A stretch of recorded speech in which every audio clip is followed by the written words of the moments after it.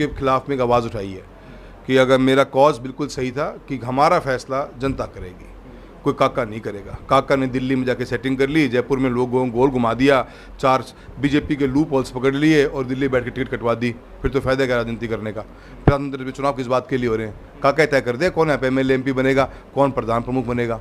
हमने उस कॉज के लिए आवाज़ उठाई है और जनता ने उस कॉज के साथ में साथ दिया हमारा। हमारा नेतृत्व, हम कोई अपने आप में से कहते हैं कि जैसे हमारा ये पूरा धार्मिक स्थल है, सालासर है, खाटू श्याम जी है, फिर हम इसको मुकाम और करनी माता मंदिर के तक जोड़ना चाहते हैं। गवर्नमेंट को कहीं ना कहीं इसमें स्कीम लानी पड़ेगी।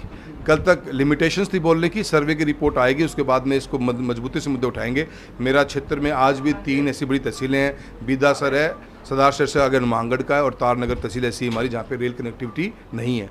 अब ये गवर्नमेंट के प्लान का हिस्सा है कि गवर्नमेंट अगर स्कीम बदले, अगर पैसा गवर्नमेंट मार्केट से लेके आएगी तो आरओई हमेशा नेगेटिव आएगी, क्योंकि हमारे पास माल भाड़ा नहीं है।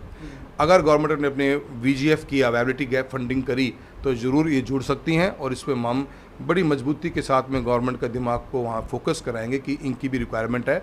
आज़ादी के 75 ईयर्स बाद में भी यहाँ रेल लाइन नहीं आई है, तो फोकस हमारा जरूर रहेगा। आप चिंता मत करिए, हर डिपार्टमेंट पर नज़र है और पैनी नज़र है और कोशिश करके हम कॉन्स्टिट्यूंसी में जिस तरीके से हम 10 साल में काम करें उसी रूप में आगे भी काम करवाएंगे। आखिरी सब, मोदी जी पे और बीजेपी पे किसी प्रकार का कोई आक्रमण आप नहीं करते हैं और अपनी बात आप सिर्फ रखते हैं, तो क्या इसको सिर्फ आपकी एक संभली हुई भाषा कहें या कि आप कोई रास्ता रखते हैं कि ताकि वापस कोई आपने को कभी एंट्री करने की ज़रूरत पड़े तो?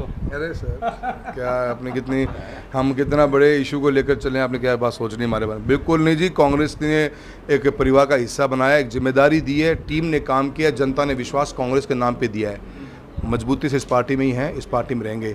चुनाव तक की एक अलग बात थी क्योंकि मेरा 10 साल का सफ़र उस पार्टी में रहा हुआ है। अब हम विपक्ष में हैं और विपक्ष की भूमिका निभाएंगे और आपको महसूस होगा कि हमने विपक्ष की भूमिका बड़ी बेहतरीन रूप में निभाई है। आप देखना कांग्रेस कितनी मजबूत होगी। स्टेट के अंदर ये आवाज़ को उठाएंगे और ऐसा कौन मना कर देगा?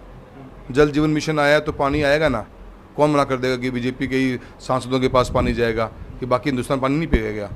बिजली की योजना आरडीएसएस आई हुई है, 300 करोड़ का काम चल रहा है, 300 करोड़ और लेके आएंगे, कौन मना कर देगा? क्या चूरू बिजली नहीं चाहिए? तो योजनाएं संबंधित, ये तो क्या है कि लोगों को ब्लफ और बेवकूफ़ बनाने का एक पैंतरा उठा रखा है बीजेपी ने कि सरकार तो हमारी आएगी। क्या हुआ 400 पार का? 240 में सबमिट कर रह गए। तो ऐसा कुछ नहीं है और बिल्कुल आराम से मजबूती के साथ में आपको काम करके दिखाएंगे।